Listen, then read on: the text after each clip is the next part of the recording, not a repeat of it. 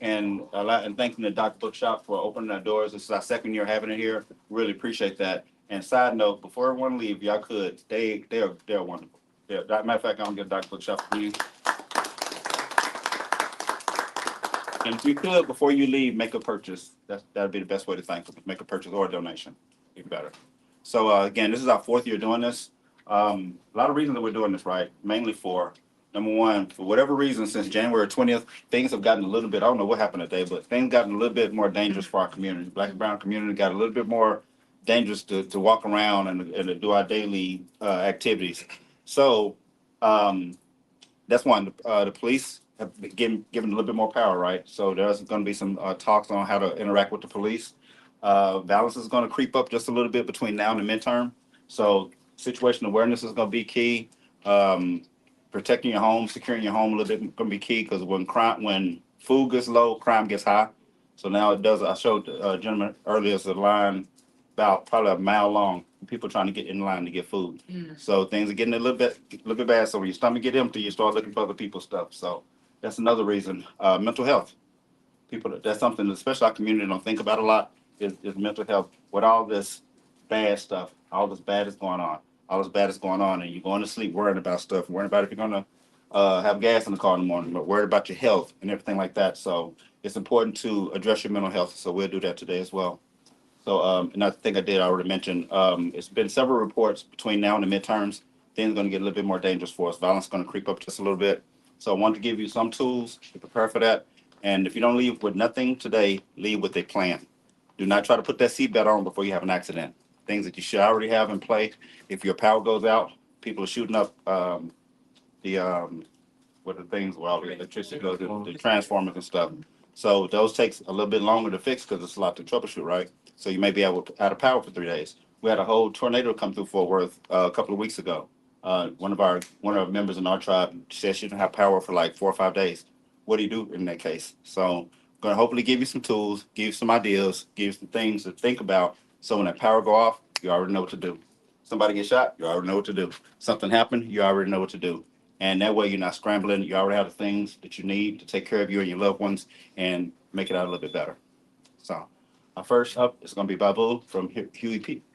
Newton Gun Club, and he's going to go over Stop the Bleed. All right.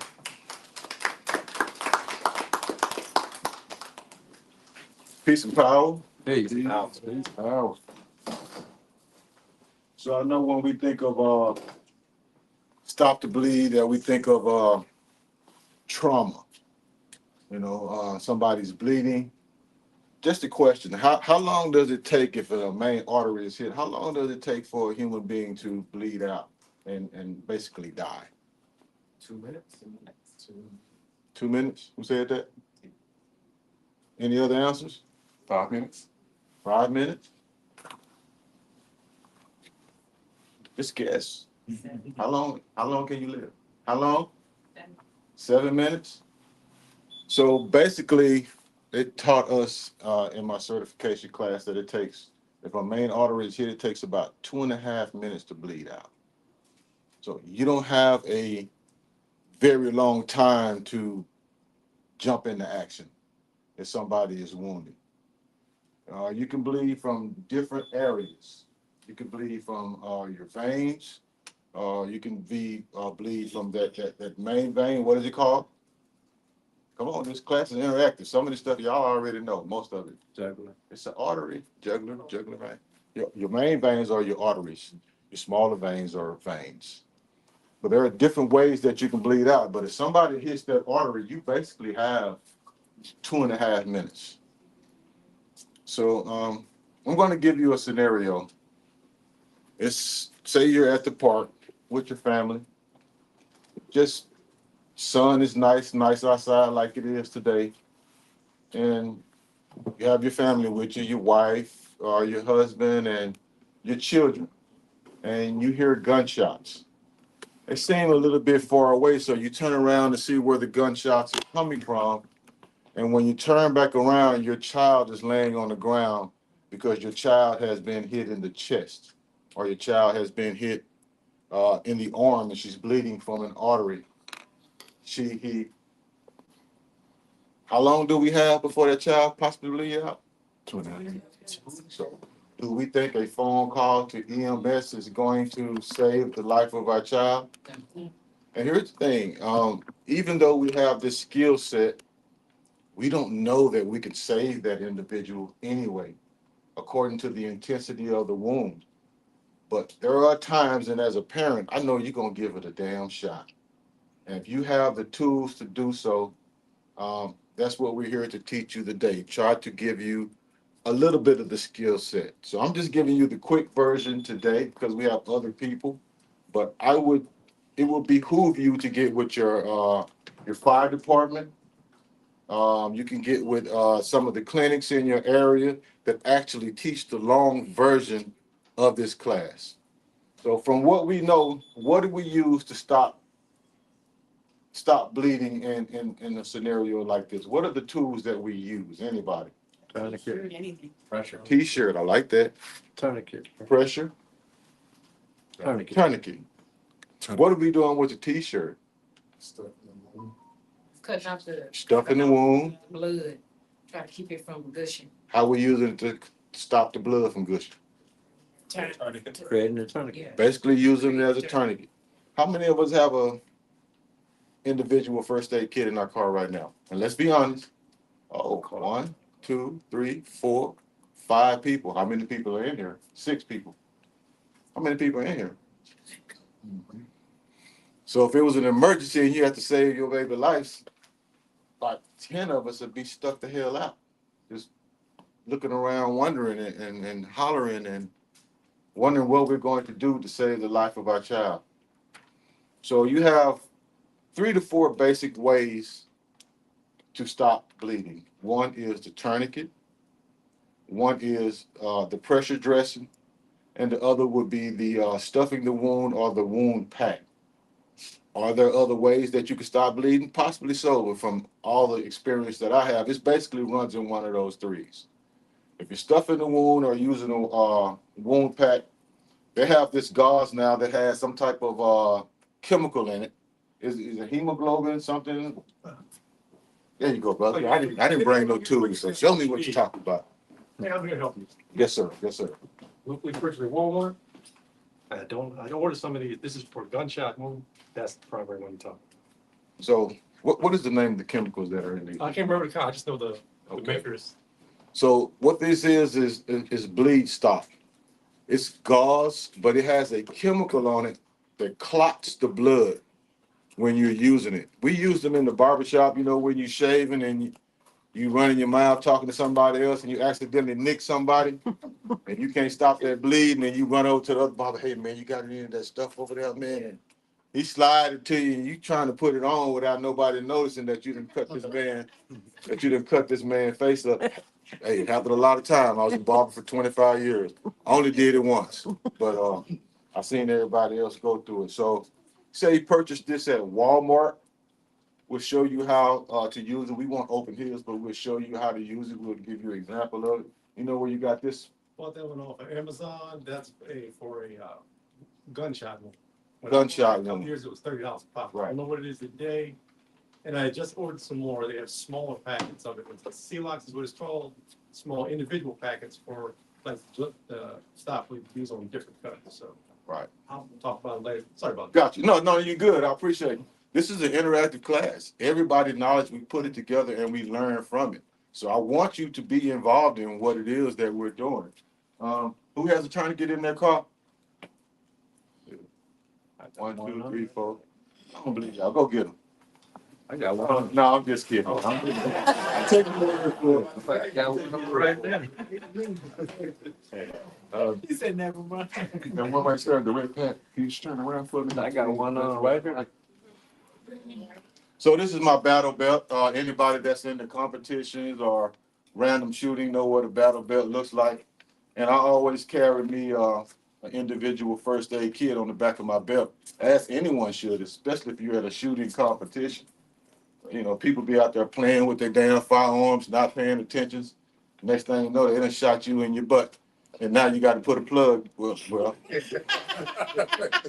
let me say that different.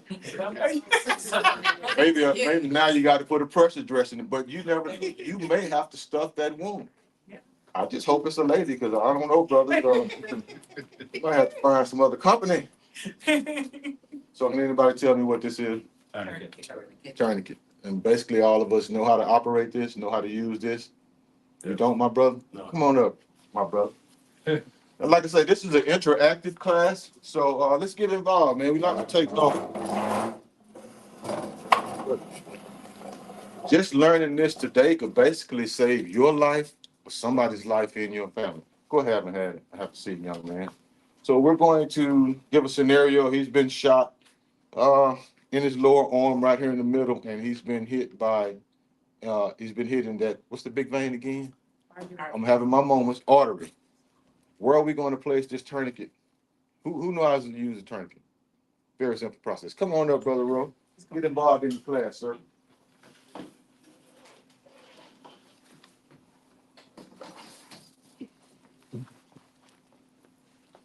Still got the paper on. I ain't never used it, brother. So first, let's talk about placement. He's been shot in the middle of his arm. Where are we going to place the tourniquet on his body, on his arm? Above the arm. How far? By the shoulder. Some people say 4 inches. I say four fingers. 4 fingers. Four fingers. Yeah.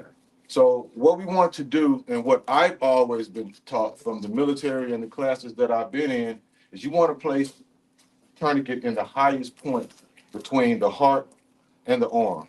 So if he's been shot here, 4 fingers would be a little lower. But I would suggest that you place it as high on the shoulder as you can actually get it. It's going to stop that vein all the way up at the top. Go ahead, brother. Let's go ahead and apply that. See how long it takes. I was taught to the bullet wound. What was that, Angelico? He gone already. We got 2.5 minutes, so you're not even 30 seconds in right now. So so he was taught 2.5 inches. So do we have a controversy? Is it 4 inches? Is it 4 fingers? Is it at its highest point? This is all the information that we have to process. I would say high. And we're processing this information while somebody that we love is going through some damn trauma. That's why it's good for you to have some type of experience with this thing. Now, technically, I'm supposed to keep cranking on this until it stops, but I'm not gonna do his brother like this. It's got a little white label on here for it. Can anybody tell me what that little white label is for? Who said that? Write the time. Why is it important that you write the time on the tourniquet? Kirby, you said that too. I heard you. Yeah. Why is it important to write the time on the tourniquet? That limb can go numb or they have to amputate it. So if you put the thermometer and get to the hospital, whatever, they know if they can remove it or not. Right. So according to how long you leave this tourniquet on and how long it takes for them to actually get him into surgery, he could lose that limb. He or she could lose that limb. That tourniquet has been on a couple of hours and you stopped all the blood flow, they may not be able to save that limb. So when you have it on, you write the time that you put this tourniquet on there. How many of us got an ink pen on us right now? 1 person, 2 people, 3, 4 people. I guess it's 5. I guess everybody else got a guess. All right. So, okay, did we see what he did? So he basically took the tourniquet out of the thing. He strapped it through, made a loop, put it on. And he's going to take it and he's going to pull it tight. Just that simple. It's Velcro. It go ahead and lay down. And then he's going to take, it's got a little windy thing on here. You're going to take that and you're going to twist it. They say 3 twists. I don't know. I'm going to twist it till the blood stops. They say 3 twists though. And you twist it and you tuck it in and then you put your little time on here that it actually took place. And you got a better understanding on it now, brother? Yeah. Okay, we'll go ahead and switch places with Brother Roy and you turn to get him up. And what's the name of that again? It's just a tourniquet. They come in different kinds. You got some that are more sturdier than others. You got some that are military specifications. So you've already got your loop there. You just put it around his arm. It's really that simple. All right. Yeah. They come in different specifications, but it's just a tourniquet. Got Velcro on, so you plug it. Yeah. Right here. Oh, that's fine. Type that 3 times. I would say 3 times, but until the bleeding stops. Stops. All right. Can you use more than one tourniquet if you can't get the bleeding to stop? Yes. Of course you can. Anybody else want to give this a shot before we move on? Okay, that'd be good. Simple. Just a big hole right there. You can stick it on his arm, pull it tight, twist. But they don't teach this in our communities. This is basic survival. Why are we not having these classes in the schools? Why are we not having these classes in the park? Why are we not going to our people and giving them these basic survival skills? That's on us. That's on us. Go ahead, son. You said you could contact the fire department to learn this? The fire department does teach these classes. What they're going to charge you? Oh. Yeah, yeah. Freedom is not free. Got an understanding of it? Yeah. Anybody else want to try? Where can somebody get some of that? Like And they got that for these on Amazon? Amazon. You could just Google it, and you know some of them cost not. Thank you, brother, bro. Some of them cost $9. Some of them cost $29. It's according to what you get. Because if you twist on these so long, some of these cheaper ones will break. How do you spell it? Tourniquet. I guessed it.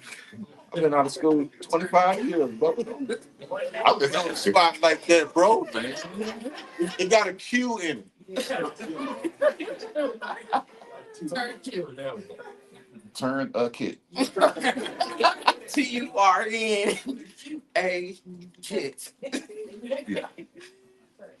Another thing we have here is just basic gauze. And you would use these to stuff and pack a wound. When I'm saying stuff and pack a wound, that's if there is a hole in the arm, in the leg, in the cavity, and you have to stuff this stuff down in there to basically go against that artery to stop it from bleeding. Bleeding. I say bleeding. That sounds like my niece. You bleeding, but you're basically stuffing that wound to stop it from bleeding. And if you get enough of this gauze in there, it's supposedly going to stop it from bleeding. Again, we're just going through the basics. We don't know if none of this stuff is going to work. It's according to the severity of the wound. But if that's your baby laying there, you damn sure going to give it a try. You're going to give it your best shot. So we use these for stuffing or packing a wound. So a tourniquet, stuffing and packing according to what type of wound it is.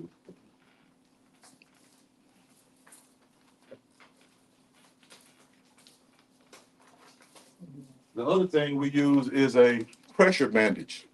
That's another way to stop the wound by applying direct pressure. How many times have you heard that in your life? Apply pressure. When you see them on the movies, they got the gauze and they got their hands on top of it and they trying to hold that down and keep that pressure on there. Direct pressure will also stop you from bleeding as well. So the 3 things that I would suggest that you have in your medical kit if you're dealing with any type of stop the bleeding scenario is gauze, so you can stuff and pack a wound. Is a tourniquet, so you can tie it off. And this Israeli bandage for direct pressure. So what this looks like, it just looks like an ace bandage that you buy from the store, and it has gauze already attached to the bandage. It's got a little device on there where you could turn it one way, put it inside that, and then you could turn it the other way and then tighten it up as it goes. So I've never opened this one. I've got a couple that are open, but I couldn't find them. So I'm gonna open this one so you can get a better look. Open it for me, bro. You need your knife. That's all right. You need something to turn with. Hey, look on to your right, man. I got a bunch of knives up there. No, we ain't messing with enough. How many got scissors in our outfit kit? Yeah. 1, 2, 3, Yeah. 3 people. Scissors are gonna come in handy, and I'm gonna show you why here real shortly. Keep a pair of cheap scissors in your car. Of course, we also know we need what we need the gloves for. Thank you. If it's your child, you gonna waste time trying to put these gloves on? No. If it's somebody else, not a grown man you ain't never seen before, I mean, you might want to take a couple extra seconds. You don't know what they're dealing with. Take less chance of infecting the wound too. Right. We're gonna get into that. I'm only got about 5 more minutes. So, see this little thing here on the back? This is what I was talking about is the device. You wrap it around one time, fold it inside of there, and then when you pull it the opposite direction, it makes this thing as tight as you need it to be. So this is what applies to direct pressure. Pass that around from there. That's an Israeli bandage. You can get that online. Amazon has them, and you can just Google them, and Google has them. How many of us have an Israeli bandage in their car? All the time in my car. Yeah, we're talking about right now, right here, right now. Yeah, we have to save some lives today. How many people have an Israeli bandage in the car? One person. One person? I have. Now, how long we been teaching these classes? Not just me, but all of us. How long we been teaching these classes? 4 years. Everybody from our tribe, from Huey P. Newton Gun Club, from Henry Johnson Gun Club, there's no reason we shouldn't have these and have them. Oh, I want to talk about this. We're gonna get to that. So, yeah, they work. Yeah, they work. A lot of them don't. We don't have Israeli bandages, but what do we have that we might have available right now? An ace bandage. Get that from the dollar store. Should have one in your car. Tampons, I don't know. Yeah. Okay. it works. I got into an argument with a dude one time, and he, no, you can't use that. It's not sanitary. I'm like, Oh, no. nigga, it's the most sanitary thing. It's the most sanitary thing that you're going to have. You know what I'm saying? But quick question. We're gonna get off point right quick. Say someone is shot in the chest and they have a sucking chest wound. Can anybody explain to me what a sucking chest wound is? Brother Rowe? It pierced the lung, and now you're gonna have bubbling. You're gonna have air trying to escape through that wound. And it's commonly you can tell because it starts bubbling up. Right. So the problem is not so much the air leaving the chest wound, but air getting into the chest wound. And you have to block that air getting into the chest wound because when your chest gets full of air, it doesn't leave you in the room to inhale and exhale, to expand and to whatever the word is. But it don't leave you room to do that. So you have to, before you put a pressure bandage on or something like that, put a piece of plastic over that wound. And that plastic going to keep that air from getting into the chest cavity. Flip side of that is now that you sealed it off, you're also bleeding on the inside, so that can fill your chest cavity as well.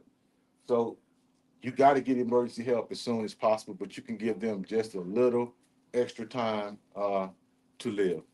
All right, let me get one more volunteer. It don't matter, man, woman, come on, somebody. Brother LeVar, I need another volunteer. Black man, come on up, brother. I don't want to get you out your element. No, you good. You know, It's my area.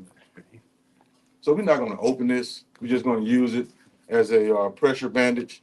And so what we're saying, when you open this, we know, I don't know, but we know what it looked like on the inside. Yeah. You want to open it? Oh, you know. Here, you open it. Oh, yeah, I don't feel like You must from the business still don't go to the store to get them. well, yeah, right. And they got wings. Just tell us what you get. They got wings. And get this check out. Why, it's an extra, that's an extra, pretty kind. So it's long, it's night. This is overnight. Yeah, it's overnight. Extra absorbent. Yeah. Exactly what we need this class. So, if you don't mind, we got to put this on you now. Man, I don't know about that one, man. It's gonna be on your arm. It's gonna be on your arm. So what we're gonna do, I'm gonna hold this and fold it on his arm, and you just take the ace bandage. I got it. And you just take the ace bandage and get it on there semi as tight as you can. Now see that Israeli bandage thing that I passed around, it does all that, but you might not have that. Another thing that everything that we're doing right now, what's another thing that we can use? Somebody mentioned it earlier. T-shirt. A t-shirt does all of this. Looks good. That looks good. That's solid, brother. You got some medical training? Yes, sir. No, it's still, it's yeah. Boy Scout. My father. Okay. I forgot what unit I was in. I was in some unit that they pay. 2247 on the blood, outfit. Oh, I seen it. You need to implicate it. It's country, sir. Oh, it's got a sticky on it. Okay, cool, cool. So this particular age band, it has a sticky on it, so you don't have to be trying to tuck it or perfect wound dressing. The brother did that. He's got some experience. Y'all give him a hand. Y'all give him a hand. 2 more minutes, brother Rowe. 2 more minutes. sir. So I just want to get into the little t-shirt. I can get this on. Oh, yeah, hey. Go the other way, yeah. Take that home. You in trouble, boy. I know somebody. I ain't leaving nothing in your car. Blaming, You want us to take pictures? blaming. Right, right. I got a question before you go too far, brother. Yes, sir. So how do you know if somebody got hit in a large artery or small artery? What is the way to identify that? By the way that it's bleeding. If it's squirting out and it squirts every few seconds, Okay. you got hit in the main artery. If it's just a straight, consistent flow, then more than likely you've been hit in one of your veins. You could very well get hit in both of them. Yeah. You know, it's according to what kind of ammunition they're using. And again, sometimes this can be fatal, man. What we're doing right now, it's not going to work. You seen what happened. I don't want to get into politics, but we seen what happened with Charlie Kirk. He got hit in the neck. It wasn't no fixing that shit. Ain't no fixing that. Is there a way that we can, now, if you have a laceration of the neck and you're bleeding pretty good, but you haven't got hit in the vein, does anybody know how to put a bandage on that? Pressure bandage. It will be a pressure bandage, but does anybody know how to apply it? You can't wrap it around their neck, what's gonna happen? You're gonna give them some pressure, all right. So what you would do, you would wrap it around the neck and go under the arm. And come back around the neck. Do we need to go through it? No. Okay, we have an understanding? Yeah. Wrap it around the neck, go under the arm, left or right, and come back and wrap it around the neck. And that applies the pressure that way. Okay. So, t-shirt as a tourniquet. How many of us got a t-shirt? Got one on. If your baby is bleeding, and you got a t-shirt on, it's coming off. That's for the sisters too. Ain't nobody gonna be worried about all that other shit if my child is laying on the ground bleeding out. So I'm gonna do this. This is gonna be the last thing. We're gonna use this t-shirt to make a tourniquet. And what we're doing on the bottom of the t-shirt, you can see that's double stitch. So that's extra strong. That's where they take it and cuff it back under and stitch it down like that. Just gonna cut this up right quick. Make a homemade tourniquet, because this is something that we always have. And you know what? Most of y'all ain't got no scissors in the car. I'll be all for you. Oh, you got it. There you go. Yeah. That's strength. Yeah, we ain't got time for all that. Yeah, most of y'all don't have no scissors in the car. I'm not finna stress myself out, though. I'm gonna go ahead and use them because I got some. So, here's your tourniquet right here. You ain't have to go on to Amazon and you ain't gotta buy nothing. Here's your tourniquet right here. Come back up again, Brother Lamar. So I'm gonna take it and I'm gonna double it. That's gonna make it extra strong. All I'm gonna do is tie it around his arm. And this works. Tie it around his arm in a small knot.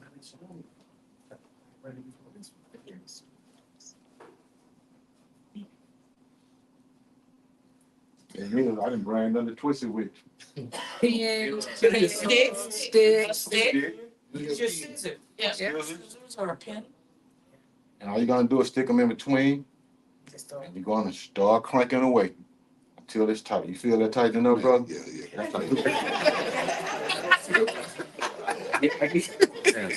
That's good. In conclusion, stop the bleed. You can have the tools. Hopefully you have the tools, but be ready to make any type of adjustments that you need. The number one tool that you need is your mental capacity to think. You know this is an emergency situation. You see somebody that you love laying on the ground, bleeding profusely. How can you stop that? How can you help? So thank y'all for allowing me to come out. I hope you learned a little something today about the Stop the Bleed course. You can get in contact with us at hpngc2014@gmail.com. We'll come to you wherever you're having an event, and we'll give you the more detailed version. You know, today was more or less, let's just have the conversation of why we not having these classes in our community. Why aren't we having these life-saving classes in our community? You don't think they could use this skill set at Dunbar and surrounding areas? You don't think our kids need to know this?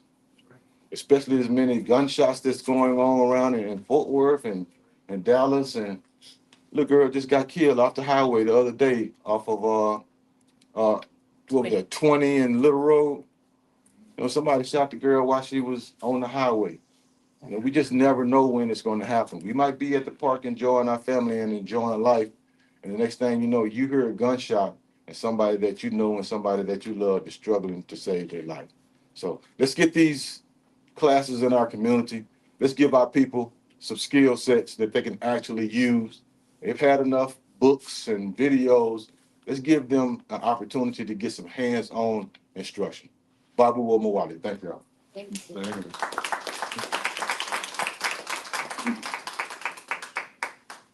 Hey, y'all, if anyone participated or answered questions, we have giveaways at the giveaway table over there. They're pretty good giveaways as well. Some of them are fire blankets that if you have a fire, you can put it over the fire or get out the house. We have some flashlights, we have some gloves, so a bug out bag kind of starter kit. So if you ask a question to participate, table is over there. Thank you, Brother Babu, for that. Next up, we're gonna have our Sister Phyllis come up and talk about conflict resolution. We could probably avoid this if we listen to what she has to say. We can talk about a lot of things. A lot of times, if you're not talking, you just go guns blazing. We can save a lot of lives just by talking. So she's gonna go over that, and also road rage. Oh, I got road rage. Earlier today, yeah. Good afternoon, everybody. Good morning. I mean, good afternoon. Good afternoon. We're here to talk about conflict resolution and de-escalation, whether it be close quarters or whether it be in the car. The only difference is when you're face to face, say for instance, in the grocery store or convenience store, however it may be. Just earlier this week, I get on social media and I see the Dollar Tree down the street from me in Cedar Hill, two old ladies getting into it. Because supposedly somebody skipped somebody in line. And I mean, they are going at it, right?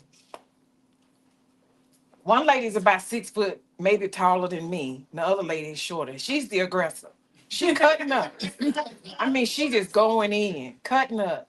And the taller lady was like, you can have it, baby, The other lady, the short one, you come outside, I'm gonna beat your so and so. Everybody in the comments, blue shirt scared the tall lady having the blue shirt. Oh, she's scared. And I'm like, are y'all? I usually don't comment, but it was so foolish. I'm like, so you can tell who got something to lose and who don't, right? A person that has nothing to lose will help you lose everything, right? You got something to lose. She's in there with the lady in the blue shirt with her grandmother, right? And for a minute there, she was going back and forth with the lady. And you could see her whole demeanor change. Like, wait a minute, hold on, let me get it together. And I said, so y'all would rather her present an ego to prove what? Because right, because clearly short stuff was ready for it. That blue shirt skirt. I said, but you know what? Y'all gonna let y'all's ego put you on the ground or in the ground. Let that shit go. Few months back, another lady held the door open for a young lady. Young lady, you could have said thank you. Oh, they get into it, right? Right? Yeah. Woman leaves the store with her daughter. The young lady followed her in the store, in the pet store. Aggressive, accost her. They just going back and forth. She trying to come outside. Come outside. They finally get outside. The young lady threw a drink on her car. Now this woman was in her car with her child. You just should have drove off. Yep. She gets out the car and gets shot and died right there. In the parking lot, her daughter saw her get killed. Now this young woman, that's it for her. Yeah. She going to prison the rest of her life. You should have seen a mug shot. Look stupid. You can't undo that. If somebody trying to get in front of you, baby, let them have it. It's one car. Because I promise you, they're going to wind up at the light with you. That's true. That very person, I just look at them and they refuse to look at you, right? Learn how to pull back. You have nothing to prove to anybody at any time.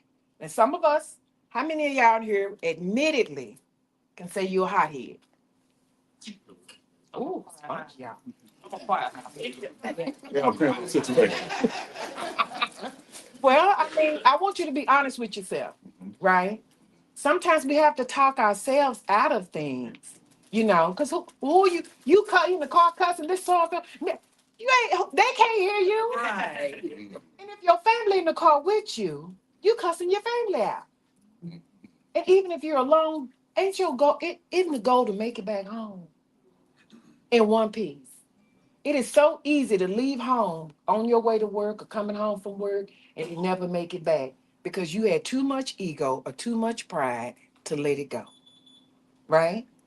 Even when you go to these stores and sometimes these clerks have a nasty attitude and you don't like their attitudes. What's wrong with you today? Leave these people alone. You know what's wrong with them. Shit. Get your things and go. Learn how to pull back on that. Now, Joyce. Yes. Yes. Are you an aggressive driver? Well, on my No. way here today, I was. Okay. So would you say you were in the right or in the wrong if, say, somebody got in front of you and you're in a hurry and you could have made that light, but they didn't go? Oh, that just happened. That just happened. Did Right? do you lay into your horn? Well, I didn't lay into the horn only because the light was green. Only because And what? the light was green and they weren't paying attention. Then I got frustrated and then I want you to pull back. yes, yes, pull back. Right. Because, and I say that because when I was a young girl living in Dallas, over in South Dallas, we were at a stop sign, a red light. And there was a car on the side of us. And he didn't go when the light turned green. So the car behind him blew at him. When we got to the next light, he pulled up to the man that blew at him and shot him in the head Mm. at the light. To this day, I refuse to blow my horn. You can damn near be on top of my car and I am not blowing my horn. I'm getting out your way. Because you never know what other people are going through. That's right. You don't know. You made the assumption they weren't paying attention. Mhm. Some people are just nervous drivers and they don't want to take the chance Mhm. that you might take. Yeah. You see what I'm saying? Give them some grace. Yes. Leave room for error. And that's in all cases, even when you're in close contact and close quarters, whether you're in your car or not. I got cussed out at the gas station by some teenage boys. You saw me finna get that pumping. Oh, they cussing. But it's two of them, it's one of me. And I don't do no running. So I carry on a daily basis. So I just politely put my hands in my pocket so they could see that little guideline. Then they went to, man, you gotta go. I just looked at him, showed do. He got in his car and moved. Yeah, go get gas somewhere else. I light this whole place up. And I will call firearms legal protection. Who I pay monthly to get me out here. And if you know you got a bad attitude, get you some insurance. Yeah. You know you got a bad attitude, get you some insurance. And we are in Texas. Mm. All bad people dead. I'm Mm. gonna say that. And you're not the only one that can.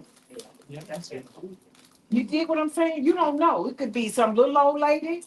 And old folks don't play. They're not gonna argue with you.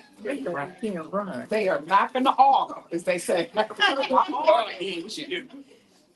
They gonna do what they gotta do. De-escalate. People are on the edge. They going through things. It don't take but a little bit. And I hate to use this term, but I'm not arguing with no your YN, no ON, none of them. I don't even want to get eye contact. Leave me alone, I'll leave you alone. And usually if you just pull back, they'll shut up. It takes two people to argue. They gotta have somebody to argue with. So in all things, if you know you're a hothead, leave home a little early. Give yourself some time. Have a leisurely drive. Certain music can infuse an attitude. Yep. Because I know I drive a little different when I'm listening to Lil Wayne than when I'm to Sade. Okay. See what I'm saying? Yep. Yep. Yep. Speak on it. I'm Speak on it. just telling you, we all going through things. And some days you just ain't in the mood for no shit. You know? So you just let them have it. One more car in front of you is not going to keep you from getting where you're going. You want to make it home to your family. And if somebody shoots at you because you got in their way, you don't even know you got in their way. You don't have an opportunity to apologize. The most you can do is throw up your hand and say, I'm sorry. They ain't looking at your mouth, but some people so ignorant, they don't give a damn. They just want to fight. Just say, hey, I am so, so sorry. But never get out of your car with your chest puffed out, ready for a fight with your fist balled up. Look, I come in peace. I am so sorry. I'll take the blame even if it wasn't my fault. I am so, so sorry. Because it happens far too quickly. Those two people who had that lady who had that altercation and lost her life because she mad because somebody didn't say thank you. Girl, you gonna get your blessing. Hold the door and let them make it. You know, that woman went out of her way to follow her into a whole nother establishment. And even the people in the store was begging them to leave, get out of here. They went outside and she got out of her car. If you into it with somebody, don't turn your back on them. Yeah, don't turn your back on them. You watch their ass as you ease on about your business. And again, I'm so sorry I got in your way. You have a nice day. Stay safe. Then you get in the car and scream and do whatever you got to do. Because, like I said, you never know what other people are going through. And saying, I'm sorry, I apologize. Take the hit. No, who going to know what was said besides you, that person, and the universe? Mm. There is nothing for you to be ashamed of. Like, I ain't no punk. I am. I was a punk today because I want to get home to my family. Yeah. So for all you aggressive drivers, and just some of us just have an aggressive attitude in our community. Teach our kids this too, because quickly they get into it, and then they'll invite you to the fight. So I just want everybody to think about that when you leave here today and beyond. We have a lot of people that are, like he said, since the election has happened, things have escalated and they're very emboldened. And them trucks that pull up beside you with flags on them and they revving up and they want to speed by. Go ahead, baby, you can have it. Let them have it. Slow down.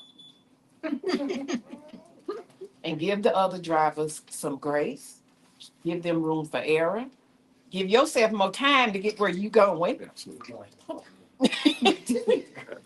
I didn't. Traffic was terrible. I came from Cedar Hill and it was terrible. And I'm like, what is going on? They giving away free chickens today? There's traffic everywhere.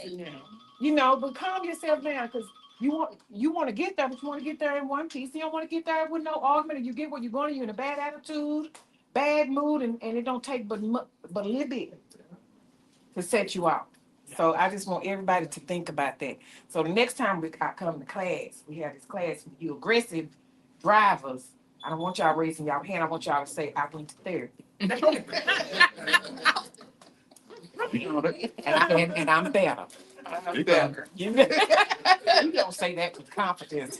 Oh, you saw my eyes. Yes. I am better. So thank y'all for coming out. I think that the more we get absorbed into what's going on and we have, social media and we see things and we always think, I'm gonna end with this, we always think that it'll never happen to us. And it can. Yes. And it can. It does. Like I said, I was just in that Dollar Tree. And I was like, oh, well, when did that happen? As soon as I left? And I go to that pet store that's next door. Right. So I knew exactly where it was. Right. And I was in shock. I was like, well, when did that happen? And she called the police. Put them laws in their life. Don't argue with nobody. They threatening you, talking about come outside, but I'm not coming outside. Because if I come outside, it's gonna be me or you. And if it ain't gonna be me, it's gonna be you. And that lady was there with her grandmother. You see what I'm saying? And oh, she's scared, yeah, whatever. And she could have drugged her because she was like I said, she was up here, the other lady down here, and she just cutting up. But she had people with her. So they would probably have jumped that woman as she went outside. And she would have had to kill somebody. You know.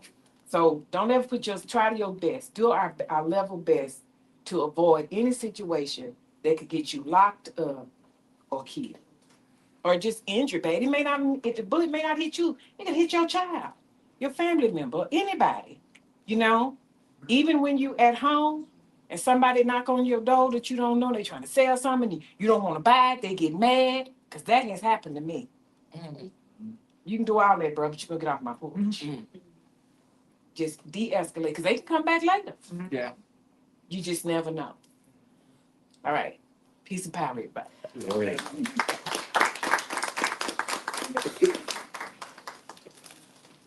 Thank you, Phyllis. It's really kind of hard to follow that, but I do kind of want to put something on everyone's mind.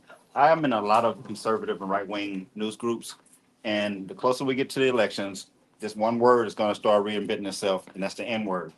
So they're going to start using it more when they start getting a little bit more aggressive and putting yourself in a position where you get mad or whatever and want to fight back. Get the N word plan down.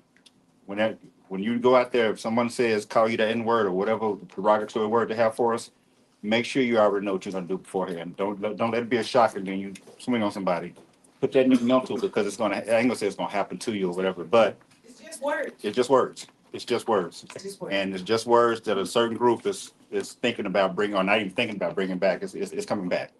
So do not put yourself in a position where they can play the victim and you are going to jail. Thank you, Phyllis. All righty. I know I'm not supposed to have a favorite class.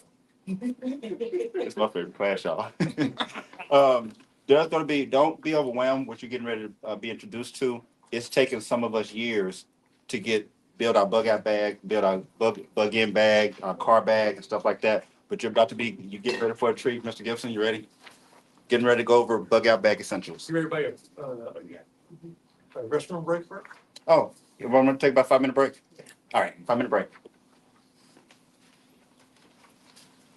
Gotta get on TV. Thanks for good. Yeah, I gotta live my phone, Hey, there man. you go, man. Look, I gotta live my phone. I get excited about this. I don't see the folks. Oh, sure. Yep. You got it.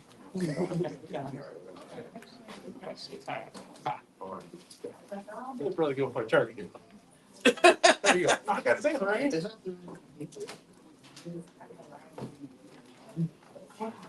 And Joyce, whether you know it or not, it's a question, you know, because the question you gave me a while ago. Oh, about fire? Which question? You said you got all this stuff about how to take care of men when the system goes down. What about women? Let me do a sneak peek. Okay. Oh, I remember you posting these or something, and I remember seeing these. Oh, tough guys. That's all it is. You are the edifice for me. So, yeah. Oh, no problem, because I'm not a woman. There you go. What am I gonna do? That's your information for you. No, you know You are it. the edifice. I can't say no. Got my face. I think they will cover that. Oh, okay. I don't think they'll make a baby.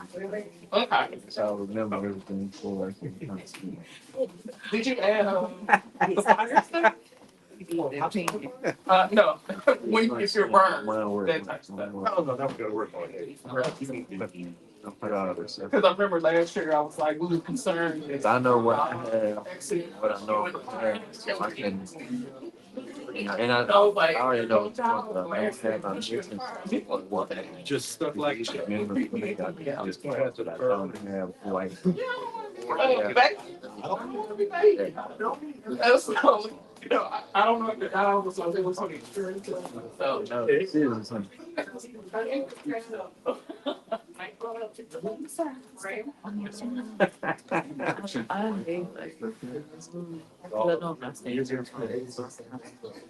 This would be the most of my sacrifice. And I'm not. For like, the simple, like, things. I'm going to simple stuff. You can see, I got the hobby. I said break time, that kind of real. Simple stuff. So, yeah, that's the end of the road.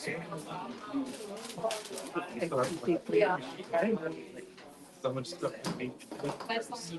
Somebody want to skip right there? Whoever they like. Whoever somebody here. So I got a couple of ashes.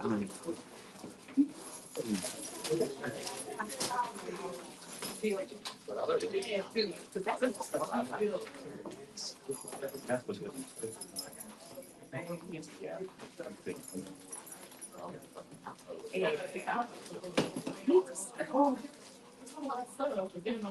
Got the little fire kit on there with matches. How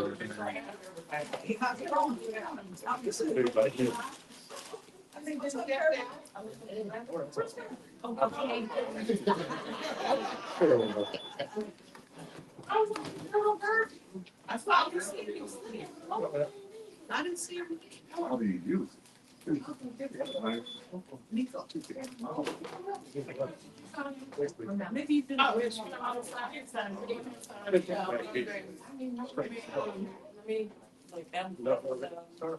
Okay.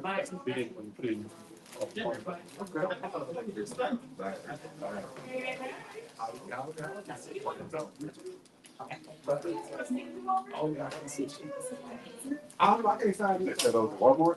Oh, the floor here. I'm not sure. I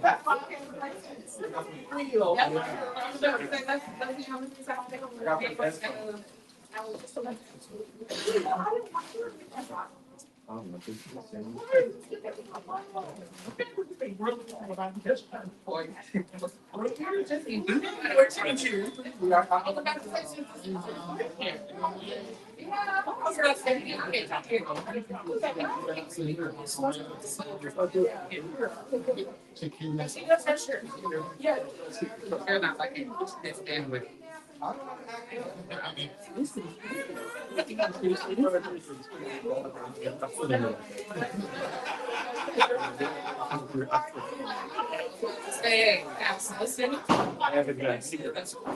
Need it. Look like you get along for that.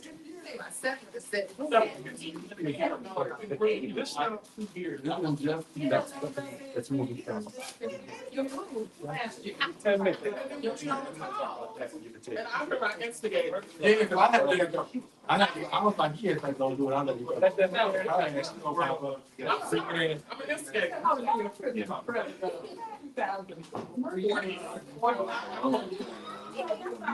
Couple weeks. Yeah. So it's a long time.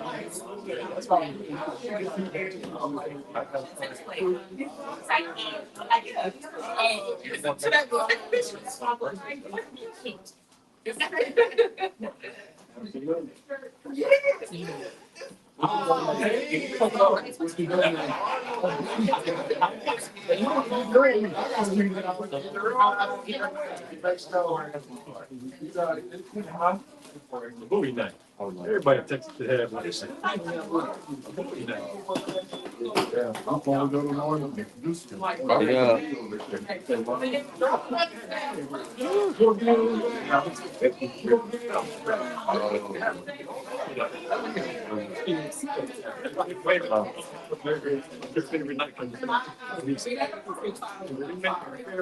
Yes. Yes.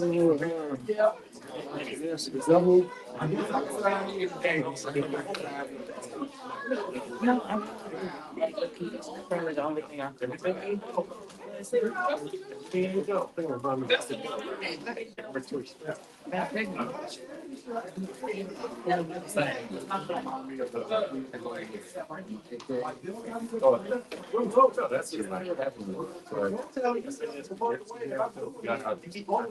Battery. Camera. When that's time. He's like, go ahead. Monitoring the spread. I can see. All right. Very good. Probably got the breath money.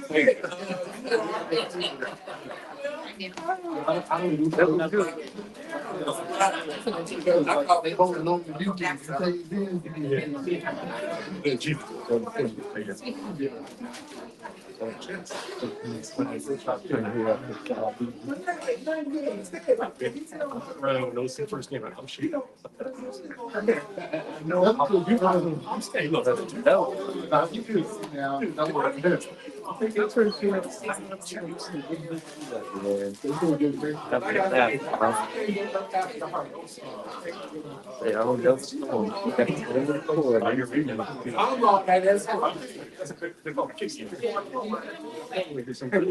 you do. I can see you with some I'm not glad I'm gonna go to home again. Stop for trying to get out. Come take something. Here's my reading. Ah, really? I told my wife to stay today. On your mind. Altercation.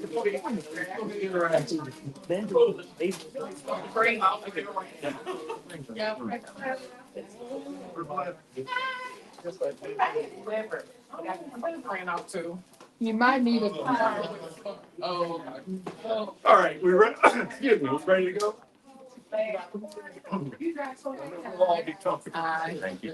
Thank you.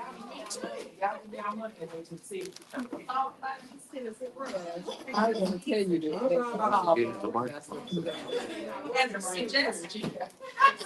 And I didn't know if he had Don't put back. or left. I didn't know. Yeah. Yeah. One second. No, bro, I got time. Yes, see. Like this.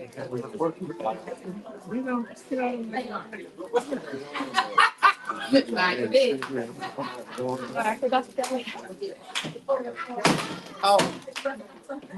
Please don't come. Class. This is my favorite class too. Okay. 'Cause I- Oh, okay. I was wondering where you were. It's outside. Are you outside smoking? Hello, everyone. No, no.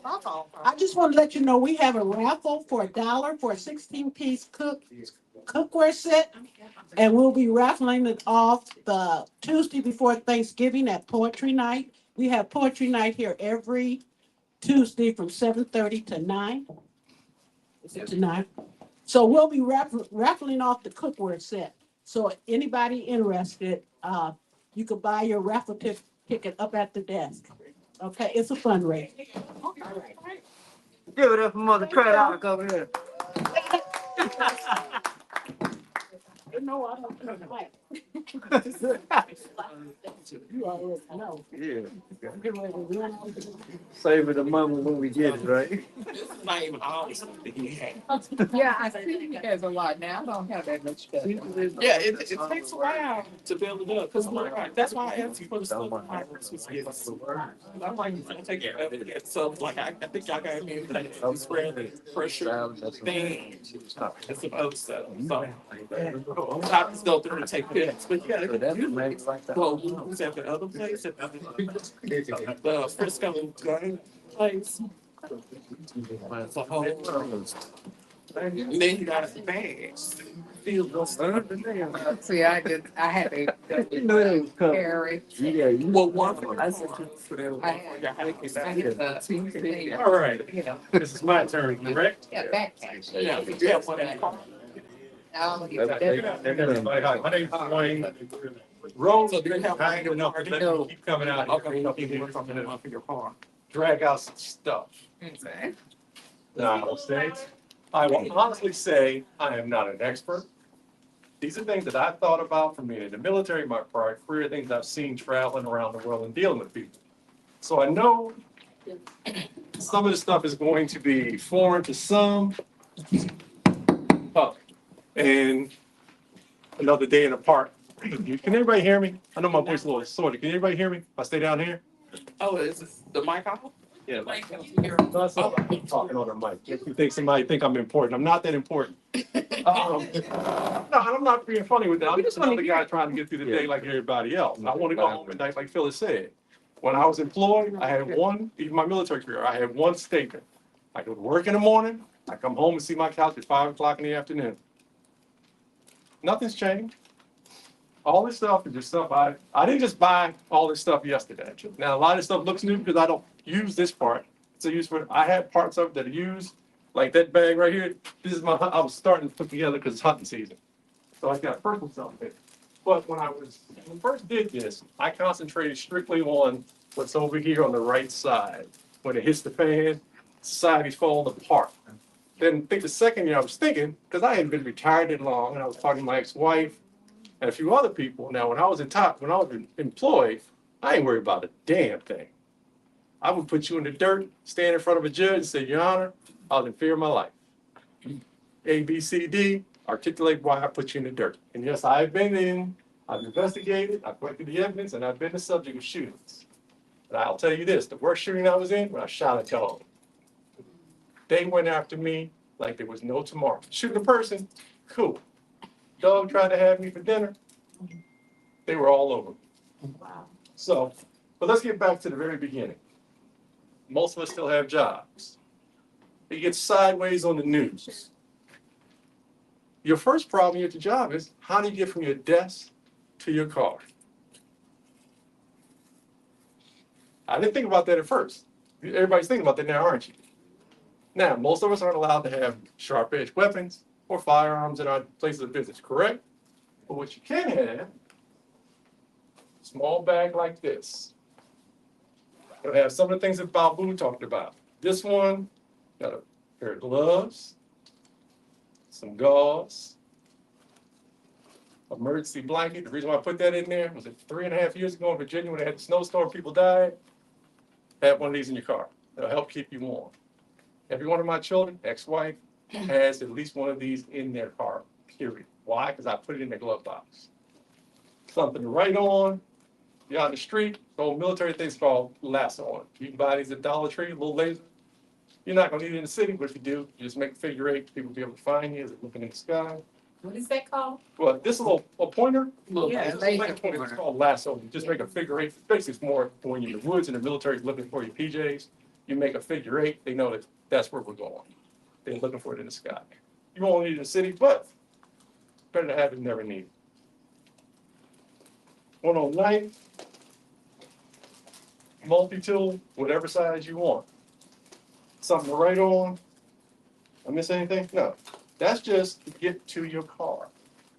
Because going down stairwells, if it goes sideways, there's broken glass. These don't do very well. Now, whether you use these, Dollar Tree ones or the worker ones that have little bumps on it, or some leather ones, it's you whatever you want to put in your bag. That's one bag. Actually, I'll get that in a minute. And it's almost duplicated again in this bag. I just got a knife in this one. Got one of those nice bandages about who was talking about. Got gloves again. I mean, you can make these for whatever your job will let you bring into the office. What's one question you for having a Band-Aid at your desk? Or gloves? Just plan to get from your workspace to your car. Now in Texas, these impact tools have been legal since 2019. They're called lead saps. I like this one. It reminds me of the Polizei in Germany. They beat you to death and just hit you once. It just goes back. I like this one. Please do not hit yourself. I'm not covering your bills. Be careful when you play with the toys up here. They do work. They do hurt. Another lead sap. And one of my favorites. Make sure all of my daughters have these. Called a Monkey Fist keychain. It's a nice big ball bearing wrapped up in parachute cord. I can hit them, they're not holding the wall. If you use it against somebody's cranium, they're probably not gonna like you, and the doctor's gonna be like, damn, I'm trying to put his head back together, just like these. Buy these all on Amazon. There used to be a knife shop in the Parks Mall, but they went away, so I don't know where to tell you to get these anymore. And in 2019 brought back brass knuckles. I don't know anybody can take a shot from one. Mike Tyson ain't taking a shot from one of these at the job phone. I don't care how bad you are. You wind up small female, big male. Cancel Christmas. I made sure my daughters had a nice one. This is a joke. These are, remember they talking about kitty ears came back. And this is the ugly one. I like this one. That's the only reason I bought it. It's a skull. Instead of just sticking, this is gonna hurt. It's probably gonna break off when you fangs. That ain't my problem. You attack, I don't care. I'm going home at night. It's 5 o'clock. Me and my couch. We got standing on. You got a standing rendition every day. Small things. You can get some pepper spray. Take your choice. I was just talking with Kirby. When OC spray came out, 1992, we all had to get sprayed with it. I'd much rather shoot you. I'm still traumatized over 30 years later from what that stuff does to you. At the time, we had former NFL players, baseball players, part of training, had to get squirted with it. Not one grown man or woman stood up. Everybody was ducking and diving into a bucket of water. So OC spray is nothing to play with. I'm still traumatized. I'd much rather shoot you. I'll take my chances. But now, we've got from the office, correct? You get to your car. Oh, also, I didn't bring a spray. In the trunk of your car, have a spare pair of soft shoes to run in or hiking boots. I wore suits all the time. You walk a mile in a pair of hard shoes, it's cancel Christmas. I'll tell you, look at the Secret Service, if you ever look at the guys and women's feet, those aren't hard shoes. Those are soft sole. They spend all day long standing up and walking around. So keep a pair of old sneakers in the trunk of your car. Now, once you get to your car, now, I chose my old gym bag. It's overloaded intentionally. Backpacks are fine, but everybody's being tactical. Everybody heard the term gray man, correct? Yep. That's what you want to be. Who looks at a gym bag other than you can tell it's got some weight in it? Nobody's gonna pay attention. It's like a strap it, move in it. And you look over, you see I got a whole bunch of IFACs that Babu talked about. There's 3 right there, that's 4, that's 5.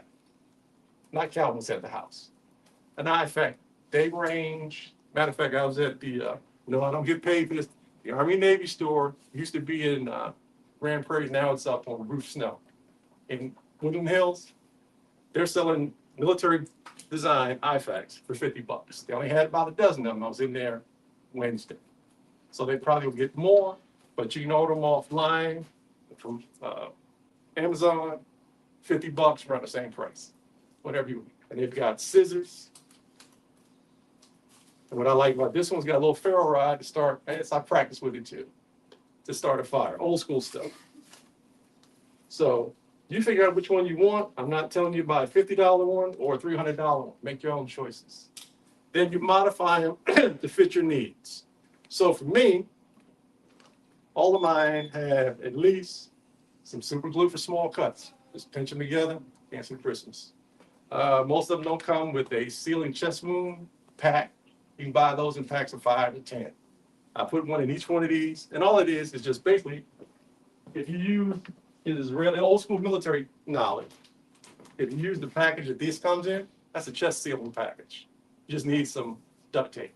Just remember to always leave a corner to burp it, because if you start, even when you seal it up, air is always going to start filling the chest. Now, I think it's an hour. If it's not treated, what will happen is you'll start compressing the organs and moving them out the way, and your thoracic surgeon will not like you very much. You may or she may be able to save you, but probably not, because as air expands in your chest, your organs get compressed and pushed out of the way. But as it, you'll tell if it's going, if they have a problem, just burp it, you'll hear the air rush out, seal it back down. So you can see, and these are 3 different variations, 4 different variations of all the for individual first aid kit. This old Army Navy surplus mask. You can buy an expensive one, more expensive one. I'll get to this one. Get a basic one. In this day and age, we shouldn't see any chemical agents. I would pray we don't. It should be CS. All you need is a basic. You're going to spend about $35 for a filter. They all are 40 millimeter, which is generic across NATO, across the world. All you got to do is take it off, fit it, screw it on, and if you hear, you smell it, trust me, they're throwing OC. If you smell it, go that way. Don't go towards it. Put your mask on and get him out of the neighborhood, because they don't care when they start sweeping through. As you've seen, was it last week? They're going through a lawsuit now with the Native American they wrapped up for no reason. They don't give a damn. They're like, we said we're gonna do 3,000 people a day. We'll worry about you after we violate you. And the problem is they violate you. Are you willing to spend $20,000 to get a modicum of satisfaction? So get you a mask, buy them. More gauze. This is old Swedish. It's still good after like 35 years. Yes, I test drove one of these. What else I got in my car? I got some parachute cord. Have a compass. Whether you have a little, there's a little cheap one to make sure you know which one. It's not going to really do good, but in compass, in connection with a more accurate compass, it'll keep you going home. Doesn't matter what it looks like. Something to write with again. Slingshot. Anybody thought about that one? Oh, yeah.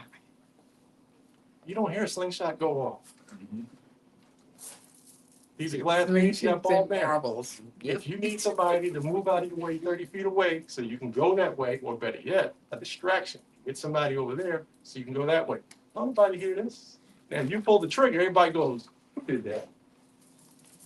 Think outside the box. You want to get home. You need them to stop looking where you want to go. You knock somebody down over there, you don't have to kill them. They're going to holler and scream. And, more blood, more stop bleed and a sucking chest wound pack here. And then in my other carry lock, a reloader to help me do it. Headlamp gets dark. This is this is white and green. Now, everybody's favorite tourniquet, correct? Now, some people don't agree with this. Some plates. Some people say no to steel. Some people always say ceramic. My personal preference, I'll take the extra weight. Reason why? Ceramic takes one hit. They're done. That's it. It takes one hit. Don't take a second hit. It's done. Get the coating on it. You can get a couple of hits out of these, theoretically, is what they say. So I'm not telling you how to spend your money. My personal money, I take steel. And the fact that I like to shoot long range and hit man-sized targets at 1,000 yards, I'll take steel plates every day. My personal preference. It's getting cold, have some hand and foot warmers. And everybody's favorite, a knife. This is stuff that's in your car to get you home, right? Oh, and I almost forgot. Make sure whatever gun you're carrying, I got a wide variety of guns, 45, 9mm, 380, 40 caliber. Whatever you're carrying, have spare ammo in the trunk of your car. It's not illegal to have ammo in your car. Now, in the military installation or some of that, different story, but the average person, you park anywhere you want, have all you want in the front of your car. There's nothing legal about being prepared, ready to go home. All right, any questions on that bag? What was No? that blanket you mentioned at the beginning? Oh, the emergency blankets. You catch those at Walmart, Army Navy stores. They're like $5. The thermal blankets, they're silver. Yeah. They just pick those up, throw one in the trunk of your car, in the glove box of everybody's car in the family. Get you a slingshot, get you some paracord. What do you Get use you a a. paracord for? I was gonna get to that. Oh, I'm sorry. You might. Now, I haven't purchased this yet. I was looking the other day. I saw the German GSU, their special forces for the police. They have an emergency repelling rig. So this is just a basic repelling hook. It'll support my weight, but you don't want to do a whole lot with it. You might need to come down to lower your stuff down a story because you're trying to jump. You ain't gonna jump with it on your back. You hook this on something, you just lower your stuff down. So get yourself some D-rings. And the nice part about D-rings is guess what they become? There you go. They're twofold. So that's just my take on things to have in your car. What's the name of those bags again? You say you got from an Army Navy store? Yeah, IFACs. No, I just IFAC? get what I saw. IFAC, individual first aid kit. You can get them online. And I just saw they had a few the other day when I went and looked for some camouflage, something I didn't have in my arsenal. They had about a dozen of them. They're $50 a pop. They're basically similar to this one. This one is one that was obtained during GWAT. So, and I said we're gonna go back to additional. That's a filter. A newer match that belongs to me. Remember, everybody in your family's got to have this stuff, not just the senior person that can fight. So if you got 4 people in your family, everybody gets a face mask. Because if you're trying to lead and fight, you can't grab everybody's hand. You're doing all the dirty work. So everybody should have a mask. So You can spend, catch them on sale for $85, give them $250. I'm not telling you which one to buy. You figure out which one you want, okay? But the most important thing, you want some NBC filters. They go up and down in prices during times of mass hysteria. They go way up. You catch them now, they're probably around 35 to $40 each. And they have a shelf life, depending on who makes them, of anywhere from 5 to like 20 years. Parcel Safety Huh? sells, Parcel Safety, they sell them, on their website and on, Amazon, and they have a sale where it's buy one, get one free. Yeah. So you want to have this. Parcel. Did you say 2, right, Joe? You can buy one, get one free. I got some for our One Parcel is Safety. 2 is 1. You notice I got 2 in this carrier, right? What's the filter called? It's an NB, they're 40 millimeter. They're just generic canister filters.